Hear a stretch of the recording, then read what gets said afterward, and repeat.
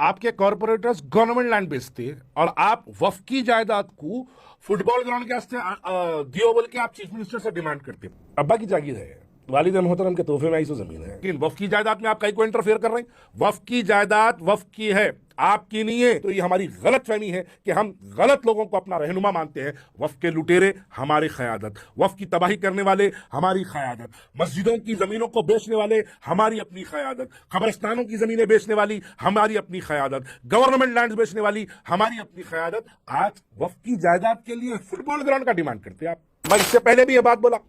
अब बताइए, जामा मस्जिद चार मीनार 3585 स्क्वायर यार्ड का लुटेरा कौन है? आज जाके देखिए, बामुश्किल 1000 गज जमीन नहीं है वहां पर। अब चार मीनार पे वफ की जायदाद कौन लूट सकता है? आपके शिया एमएलसी जो साबिका में एमएलसी थे, उनकी मौजूदगी में 500 करोड़ की, उनकी सरपरस्ती में 500 करोड़ की वफ की जायदाद कोहे इमाम जामीन की वहां पर तिलमलगिरी में लुट गई और आप खामोशी इख्तियार करें। 188 एकड़ की जमीन गैजेट में मौजूद है, अब सिर्फ वहां पर 88 एकड़ बची हुई है। 100 एकड़ जमीन लुट गई। आप जानते हो 100 एकड़ की जमीन की कीमत क्या है? करीब 500 करोड़। हमारे शिया भाई पिछले कई सालों से लड़ रहे हैं उसके वास्ते। वफ का जो सिस्टम है, यह सिस्टम दुनिया में कहां से इजाद हुआ? यह जो वफ का सिस्टम है, सबसे पहले मदीने मुनव्वरा में हजरत उस्मान गनी रजी अल्लाह तआला अन्हु एक बाउली खरीद के मदीने वालों को पीने के पानी के लिए वफ कर दिए थे। उसी मदीने मुनव्वरा में उमर फारूक रजी अल्लाह तआला अन्हु ने एक बगीचा बाग खरीदे जिसके अंदर 600 खजूर के दरख्त थे। उसको खरीद कर, क्योंकि उस जमाने में कई लोग मदीने को हिजरत करते थे और मदीने के अंदर इनके लिए जरिए आमदनी बहुत कम थी, तो वहां पर मदीने में एक बाग खरीदा गया। उस बाग के अंदर 600 दरख्त थे खजूर के। उमर फारूक रजी अल्लाह तआला अन्हु ने इस मकसद से वो जमीन खरीदी कि आज यहां पर जो आने वाले लोग हैं, इन 600 दरख्तों से जो आमदनी होगी, जो खजूर बेचेंगे, उसके बाद जो आमदनी वहां से, उस आमदनी से गरीबों के अंदर तालीम का काम किया जाएगा, बेवाओं के लिए कुछ इमदाद का काम किया गया, यतीमों के लिए एक सहारे का काम किया जाएगा। इस बुनियाद पर वफ का सिस्टम दुनिया में इजाद हुआ।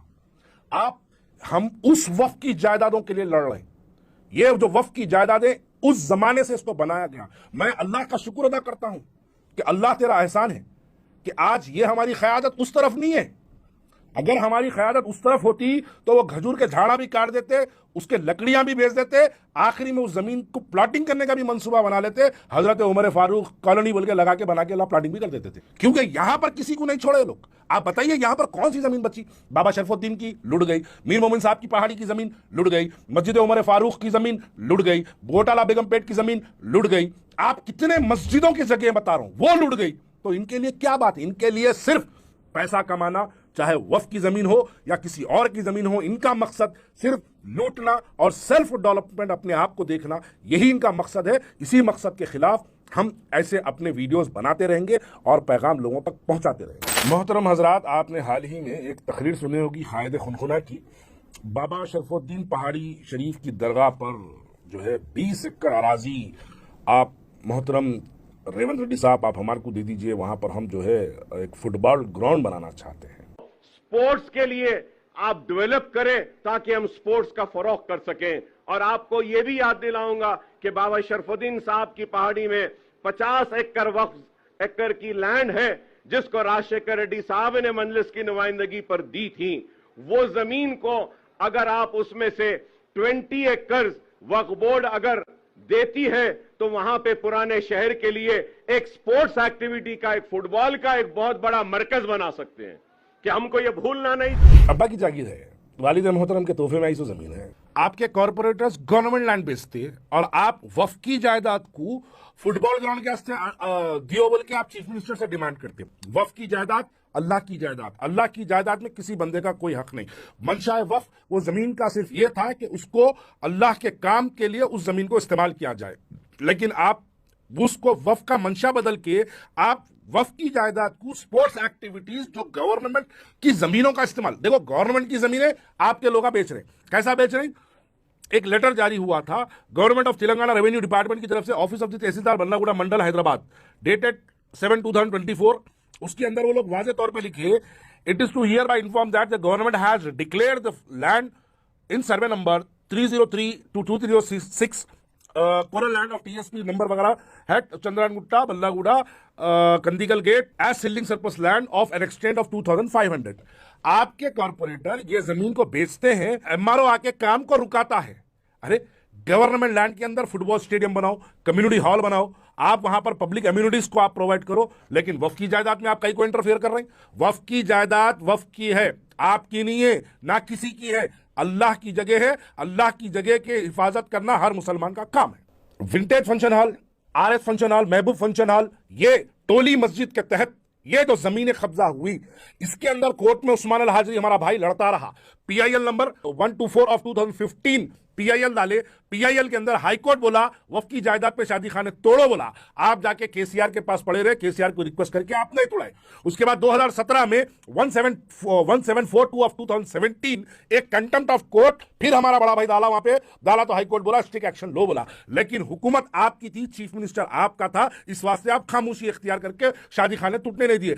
अब जब फिर कांग्रेस की हुकूमत आई तो आप जाके रेवंत के पास सरेंडर हो गए। वो इसलिए सरेंडर हो गए रेवंत रेड्डी के पास क्योंकि अगर आप वहां पे सरेंडर नहीं हुए तो शादी खाने तोड़ देता, उन्हें आपके वफ्त की लुटी हुई जायदाद उनकी इंक्वायरी करा देता। इस वास्ते आप जाके उनके सरेंडर हुए, फिर 10 साल तक, फिर 5 साल तक, जब तक गवर्नमेंट रहेंगी आप ये वफ्त की जायदादों पे कोर्ट बोलने के बाद भी आप इसको टूटने नहीं देंगे, वफ्त को ये जायदाद हैंडओवर होने नहीं देंगे, क्योंकि आपका चीफ मिनिस्टर, आपका दोस्त, हर वक्त का चीफ मिनिस्टर आके हमारी चौखट पे जो है हाजिरी लगाता। वो जो तकरीरों में बोलते हैं ना, वो इसलिए बोलते हैं क्योंकि आप जाके उनके साथ मांडवाली कर लेते हैं, मांडवाली के बाद मुसलमानों के मसाइल खत्म।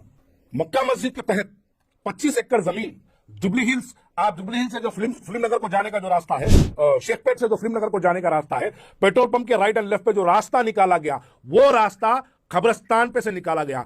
आप कसम खा के बोलो, आप इस बात को खत्म खा के बोलो, आपका एमएलए बैठ के वफ्त की जायदाद पे रोड नहीं निकाला। वफ्त पे आज भी जब हम रोड पे चढ़े तो वहां पर जो खबरों पे से रास्ता डाला गया कि आपकी उसके अंदर इंटरफीरेंस नहीं है। वफ्त की जायदाद लूटने में आप कुछ बिल्डरों को खुश करने के लिए, आप कुछ बड़े पॉलिटिशियंस को खुश करने के लिए वफ्त की जायदाद पे से रास्ता निकाले नहीं निकाले। रात के 2 बजे आपका एमएलए, आपका डिप्टी मेयर दोनों बैठ के वहां पे रास्ता निकाले नहीं निकाले रात के 2 बजे। आप कसम खा के बोलो इसके अंदर आपका इंटरफेरेंस नहीं है। रात के 2 बजे उस्मान अल हाजरी 100-200 लोगों के साथ वहां पर आके एहतजाज करता तो आप कमिश्नर ऑफ पुलिस को बोल के वक्फ की जायदाद के लिए जो लोग आके लड़ रहे थे उनको रोकने का काम, आप उनको अरेस्ट कराने का काम आप किए नहीं किए, या आज तक भी उस्मान अल हाजरी के ऊपर कई मुकदमे दर्ज है जिसको लेके वो लड़ रहे हैं। ये बात मैं कहना चाहता हूं कि वक्फ के लुटेरे कौन है। ये कब्रिस्तान, फिर बोल रहा हूं, मक्का मस्जिद के चारों कशों के वास्ते, झाड़ू देने वालों के वास्ते ये वक्त है। 25 एकड़ जमीन यहाँ की कहाँ चले गई, कौन खा गया? जिम्मेदारी एक आम आदमी की है या जिम्मेदारी उसकी है जो इस्लाम के नाम पे वोट लेते हैं, इस्लाम के नाम पर एमएलए एमपी बन रहे हैं, कारपोरेटर बन रहे हैं, उनकी जिम्मेदारी है। बात बहुत कड़वी है, मौत आपको भी है, मेरे को भी है। इसी कब्रिस्तान में पता नहीं किस जगह हमारी खबर बनेगी या नहीं बनेगी, ये भी नहीं मालूम। इतने तमाम एग्जाम्पल्स के बाद भी हम अगर नादानी की जिंदगी जीते हैं और हम ये समझते हैं कि ये लोग हमारे सही रहनुमा है, तो ये हमारी गलत फहमी है कि हम गलत लोगों को अपना रहनुमा मानते हैं। वक्फ के लुटेरे हमारी क़यादत, वक्फ की तबाही करने वाले हमारी क़यादत, मस्जिदों की जमीनों को बेचने वाले हमारी अपनी क़यादत, कब्रिस्तानों की जमीनें बेचने वाली हमारी अपनी क़यादत, गवर्नमेंट लैंड बेचने वाली हमारी अपनी क़यादत। आज वक्फ की जायदाद के लिए फुटबॉल ग्राउंड का डिमांड करते हैं आप। कीवान जहां बहादुर 900 गज जमीन किसके नाम पे सेल्डिट? आपके एमएलए के भाई के नाम पे सेल्डिट नहीं है। आज भी एमएलए आपकी पार्टी का उन्हें उसके भाई के नाम पे सेल्डिट नहीं है। सेल्डिट कैंसलेशन के लिए हाईकोर्ट में नहीं डाले लोग। वक्फ बोर्ड की जमीन है, वक्फ की जगह है कीवान जहां बहादुर, आपको इत्तला नहीं है। आप कभी एमएलए को पूछे, शाबाशी देते हैं, पीठ थपकते, शाबाश बेटा वक्फ की जायदाद लूट के आया, लिहाजा तेरे को फिर एमएलए दूंगा, तू वक्फ की जायदाद तबाह करके आया, तेरे को कारपोरेटर बनाऊंगा। बशीरबाग की नाना मस्जिद के लुटेरे को एमएलए बनाया, विंटेज के फंक्शन हॉल के लुटेरे को, टोली मस्जिद के लुटेरे को आप कारपोरेटर बनाते, कीवान जहां बहादुर के मस्जिद की जगह के लुटेरे को आप एमएलए बनाते, और आप फिर वक्फ की जायदादों का तहफ़्फ़ुज़ करने का ऐलान करते हैं। आप वक्फ का ड्रामा करते हैं, वक्फ के लिए हम लड़ रहे, वक्फ के लिए मुसलमान लड़ रहा और आप वक्फ की जायदाद लूट रहे। मैं इससे पहले भी ये बात बोला। अब बताइए, जामा मस्जिद चार मीनार 3585 स्क्वायर यार्ड का लुटेरा कौन है? आज जाके देखिए, बामुश्किल 1000 गज जमीन नहीं है वहां पर। अब चार मीनार पे वक्फ की जायदाद कौन लूट सकता? क्या वक्फ का चीफ मिनिस्टर लूट सकता, या कोई आरएसएस का एजेंट लूट सकता, या कोई गोशा महल का एमएलए लूट सकता? चार मीनार के दामन में एक मस्जिद, जामा मस्जिद चार मीनार की 3,585 स्क्वायर यार्ड्स जिसका गेजेट वक्फ में दर्ज है, वहां पर आज आप जाके देखिए तो बमुश्किल आपको 1000 गज नहीं मिलेगी। ये लुटेरा कौन है बताइए? टोली मस्जिद 27 एकड़ 30 गुंठे की जमीन। आप अपने दस्ते मुबारक से शादी खानों का इनाग्रेशन करें, वक्फ की जायदाद नहीं है वो। अरे हाईकोर्ट बोला तोड़ दो, डिमोलिशन ऑर्डर, केसीआर की धोती पकड़ के डिमोलिशन ऑर्डर को रोक के रखे, अब जाके अन्ना के पैरों के पड़ गए ताकि ये चीजें ना टूटे।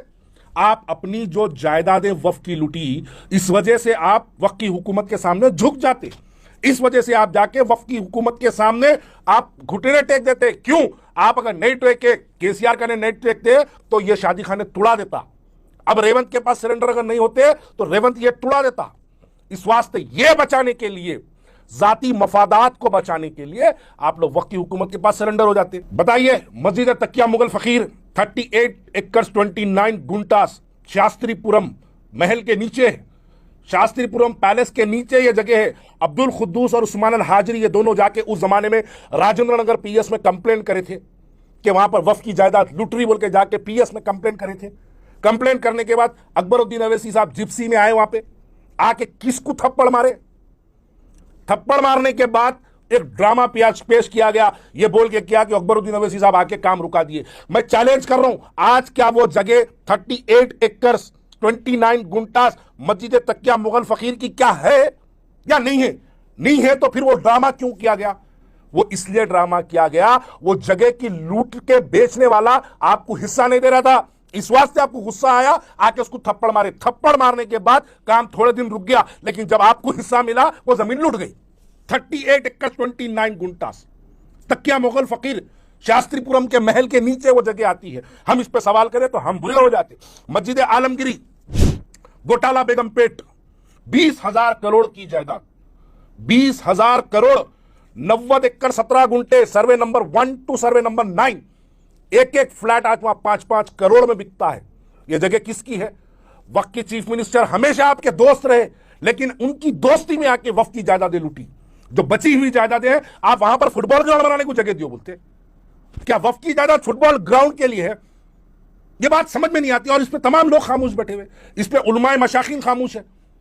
मैं उलमाए मशाखीन से भी इस वीडियो के जरिए सवाल करना चाहता हूं, मंशाए वक्फ की हुई जायदाद पे क्या फुटबॉल ग्राउंड बना सकते? गजवेल में 12 शहीदों की दरगाह गजवेल के अंदर आती है, वक्फ की जगह है। आज आप कोई भी जाके वहां पे देखिए, शराब खाना बार बना हुआ है। अल्लाह की जमीन वक्फ की जायदाद पे आज बार और शराब खाना वहां पर तामीर है। केसीआर एमएलए है वहां के, आपके मामूजान एमएलए है वहां के। आप इसलिए कभी वो 12 शहीदों की जमीन के बारे में बात इसलिए नहीं करे क्योंकि आप उनके साथ अलायंस थे। अब कहेंगे जरूर, क्यों?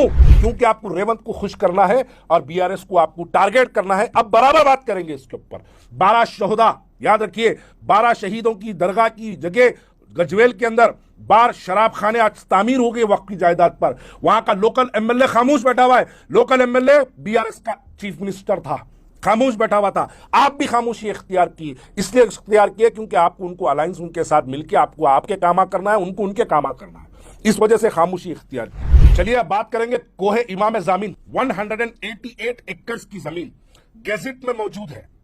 अब सिर्फ वहां पर 88 एकड़ बची हुई है। 100 एकड़ जमीन लुट गई। आप जानते हो 100 एकड़ की जमीन की कीमत क्या है? करीब 500 करोड़। हमारे शिया भाई पिछले कई सालों से लड़ रहे हैं उसके वास्ते। आपके शिया एमएलसी जो साबिका में एमएलसी थे, उनकी मौजूदगी में 500 करोड़ की, उनकी सरपरस्ती में 500 करोड़ की वक्फ की जायदाद कोहे इमाम जामिन की वहां पर तिलमलगिरी में लुट गई और आप खामोशी इख्तियार करें।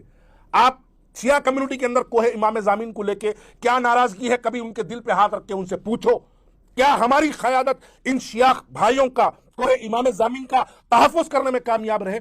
बस एक लाते डम्मी को काला कुर्ता पिना के लाके बोलते देखो शियाओं के फलाने साहेब भी हमारे साथ मौजूद है बोलते। वो साहेब आपको मैं बोल रहा हूं, कोहे इमाम जामिन बचा के बताइए। आप 88 एकड़ आज जो मौजूद जगह है, कम से कम इसको बचा के बताइए, इसका तहफ़्फ़ुज़ करके बताइए। नहीं करेंगे। आप खुद भी वक्फ बोर्ड के मेंबर है, जो साबिका में शिया एमएलसी थे वो भी वक्फ बोर्ड के मेंबर थे, अपॉइंटेड बाय AIMIM थे, और उनकी मौजूदगी में 500 करोड़ की जमीन कोहे इमाम जामिन की लुट गई, तबाह हो गई, और आप पर आज तक भी उसके ऊपर खामोशी रखी। अकॉर्डिंग टू वक्फ सर्वे, सिर्फ हैदराबाद डिस्ट्रिक्ट में 195 आशुर खाने वक्फ के सर्वे के हिसाब से दर्ज है। लेकिन आज सिर्फ 103 आशुर खाने हैदराबाद डिस्ट्रिक्ट में, मैं तेलंगाना की बात नहीं कर रहा हूं, मैं मुत्तहिद आंध्रा की बात नहीं कर रहा हूं, सिर्फ हैदराबाद डिस्ट्रिक्ट की बात कर रहा हूं। आज 90 से ज्यादा आशुर खाने यहां पे लुट गए या तबाह हो गए। हमारी क़यादत इसके ऊपर आवाज नहीं उठाती। सिर्फ एक एमएलसी दे देते, वो एमएलसी को ले लेके शिया कम्युनिटी खुश, एक कॉर्पोरेटर दे देते, उसको लेके शिया कम्युनिटी खुश। लेकिन आपकी बुनियाद कितनी फोकल कर दी जा रही, आपकी बुनियादों को कितना कमजोर किया जा रहा, इसको भी कभी समझ लो। इसको समझने से हमको यह समझ में आएगा कि हमको एक मंसूबे के तहत हमको तबाह ताराश किया जा रहा है, चाहे वो शिया हो या सुन्नी हो, तमामों को तबाह किया जा रहा है। सुन्नी शियाओं से ज्यादा अगर हैदराबाद में, मुत्तहिद आंध्रा और तेलंगाना में वक्फ की जायदादें लूटी तो सुन्नियों की लूटी। ये भी हमको समझने की जरूरत है। हमको सिर्फ एक तफरीक़े में अलग अलग कर दिया जाता, हम उसी में लेकर खामोश बैठते हैं। लेकिन इसकी आवाज को उठाना हर किसी का काम है। कोई अगर आवाज नहीं उठाता, मुझे परवाह नहीं इस बात की, लेकिन मैं दीवानों की तरह रोज बोलता रहूंगा, रोज आपके सामने हक़ाइक़ को बयां करता रहूंगा, बताता रहूंगा कि वक्फ की जायदादें पुराने शहर में लूट गई। कोई मोहन भगवत आके नहीं लूटा, कोई गोशा महल वाला आके नहीं लूटा, कोई दिल्ली वाला आके नहीं लूटा, कोई यूपी वाला आके नहीं लूटा। लूटने वाले हमारे ही दरमियान में, हमारे ही वोटों से ताकतवर बनते हैं और हमारी ही वक्फ की जायदादों को लूटते हैं। अब वक्फ का सवाल करे तो हमको गालियां दी जाती है। वक्फ की जगहों को लूटने और तबाह करने की बात की गई। हम जब सवाल करते हैं तो हमको मां बहन की गालियां देते हैं। आप गालियां देते रहो, हम सवाल करते रहेंगे। क्या आप लोग जानते हैं कि वक्फ बोर्ड के मेंबर कौन कौन है? एमपी कोटे में हैदराबाद के एमपी वक्फ बोर्ड के मेंबर आज से नहीं, जब से ये एमपी है तब से ये वक्फ बोर्ड के मेंबर है। क्या आप जानते हैं एमएलए कोटे में वक्फ बोर्ड के मेंबर कौन है? एमआईएम के 2 एमएलए से। क्या आप जानते हैं एमएलसी कोटे के अंदर वक्फ बोर्ड का मेंबर कौन है? एमआईएम का एमएलसी उसके अंदर है। शिया बरादरी के अंदर जो कोटा एमएलसी वक्फ बोर्ड के अंदर दिया जाता है वो कौन है? वो है जो दारुसलाम में बैठते हैं। एडुकेट कोटे में वक्फ बोर्ड के मेंबर कौन है? ये वो है जो राजेंद्र नगर से एमएलए कैंडिडेट कभी हुआ करते थे एमआईएम के। आप जानते हैं कि वक्फ बोर्ड के अंदर आपकी इतनी मौजूदगी के बाद, आपकी इतनी मजबूत पकड़ के बाद वक्फ बोर्ड की तमाम जायदादें लुटती और आप वक्फ बोर्ड के मेंबर बनकर खामोश बैठे हुए रहते। क्यों लुटती? क्यों आप सवाल नहीं करते? बल्कि मैं तो ये कहूं, आपकी खामोशी नहीं है, ये आपकी वक्फ की जायदादें लुटने में आपकी रजामंदी है। आपकी रजामंदी के तहत ये वक्फ की जायदादें लूटी। ऐसे हजारों लाखों जायदादें हैं जो वक्फ की लूटी और हम खामोशी इख्तियार करके बैठे हुए हैं। हम बची हुई जमीनों पर फुटबॉल ग्राउंड बनाने को जगह दियो बोलते, एक उसके बाजू की फ्रूट मार्केट के नाम पे ले लिए। अब फुटबॉल ग्राउंड, बची सौ जमीन पे फुटबॉल ग्राउंड की नजर है। अरे मंशा वक्फ क्या है? This is unconstitutional. ये बिल्कुल गलत है। मंशा वक्फ ये था कि वहां पर कुछ दीन का काम हो, वहां पर मस्जिद का काम हो, वहां कब्रिस्तान का काम हो। लेकिन आप फ्रूट मार्केट के नाम पे ले लिए केसीआर के दौर में, अब बची सौ जगह को फुटबॉल के ग्राउंड के नाम पे पूछ रहे।